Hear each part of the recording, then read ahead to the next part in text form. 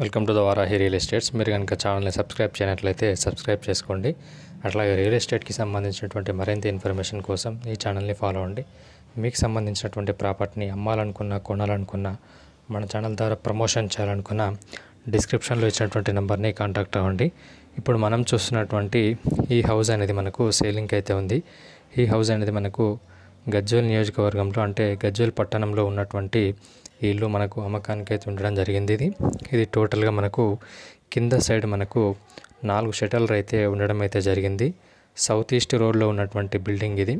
ఈ బిల్డింగ్ వచ్చేసి మనకు 2 years ఓల్డ్ బిల్డింగ్. ఇది మనకు 100% వాస్తు ప్రకారం కట్టడం అయితే జరిగింది. ఇది మనకు రోడ్డు పక్కనే ఇది బిల్డింగ్. ఇది చూడొచ్చు మనం. ఇది ఇక్కడ రోడ్ ఒకటి ఉంది, ఇక్కడ రోడ్ ఉంది. ఇది మెయిన్ గేట్. ఇది దీంట్లో మనకు కార్ పార్కింగ్ చేయడానికి కూడా మనకు పార్కింగ్ ఏరియా అయితే ఏర్పాటు అయితే చేయడం జరిగింది.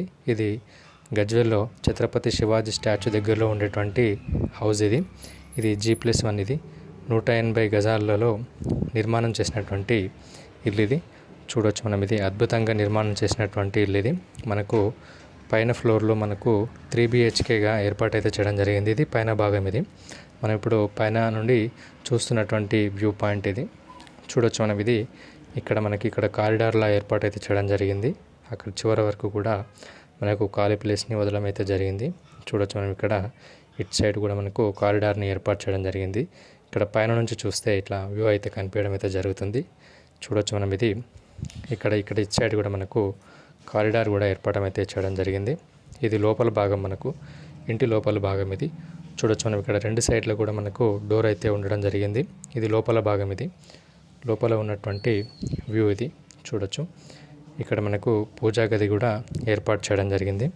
ఇది పూజా గది లోపల భాగం ఇప్పుడు మనం చూసేది. ఇక్కడ మనం ఇక్కడ మనం కిచెన్. ఇది కిచెన్ ఏరియా. ఇది చూడొచ్చు మనం. ఇది కిచెన్ ఏరియా ఇట్లా ఉంది.